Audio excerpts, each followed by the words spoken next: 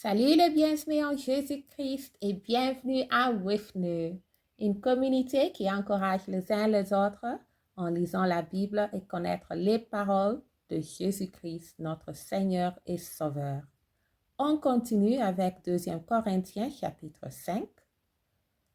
Nous savons en effet que si cette tente où nous habitons sur la terre est détruite, nous avons dans le ciel un édifice qui est l'ouvrage de Dieu, une demeure éternelle qui n'a pas été faite de main d'homme. Aussi, nous gémissons dans cette tente, désirant revêtir notre domicile céleste. Si du moins nous sommes trouvés vêtus et non pas nus, car tandis que nous sommes dans cette tente, nous gémissons accablés parce que nous voulons non pas nous déployer, mais nous revêtir afin que ce qui est mortel soit englouti par la vie. Et celui qui nous a formés pour cela, c'est Dieu, qui nous a donné les arts de l'esprit. Nous sommes donc toujours pleins de confiance et nous avons, quand demeurons de ce corps, nous demeurons loin du Seigneur, car nous marchons par la foi et non par la vue.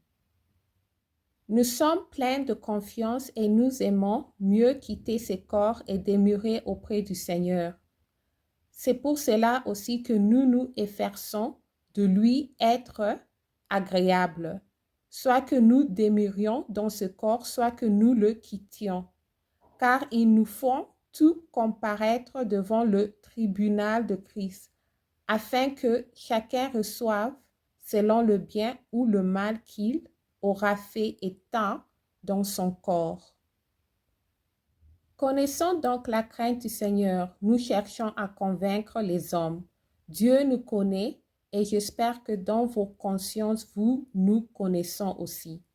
Nous ne nous recommandons pas de nouveau nous-mêmes auprès de vous, mais nous vous donnons occasion de vous glorifier à notre sujet, afin que vous puissiez répondre à ceux qui tirent gloire de ce qui est dans les apparences et non dans le cœur.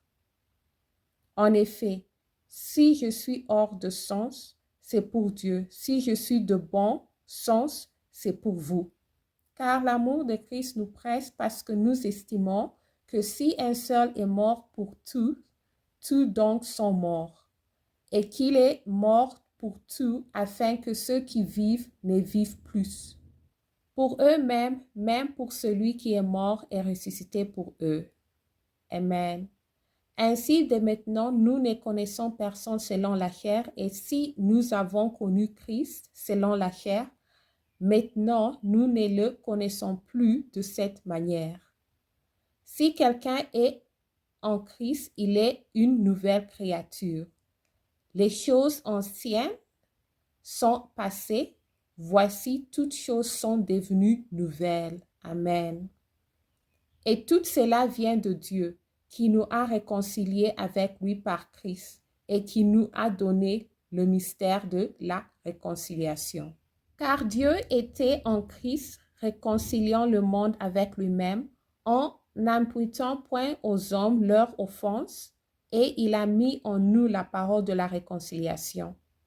Nous faisons donc les fonctions d'ambassadeurs pour Christ, comme si Dieu exhortait par nous.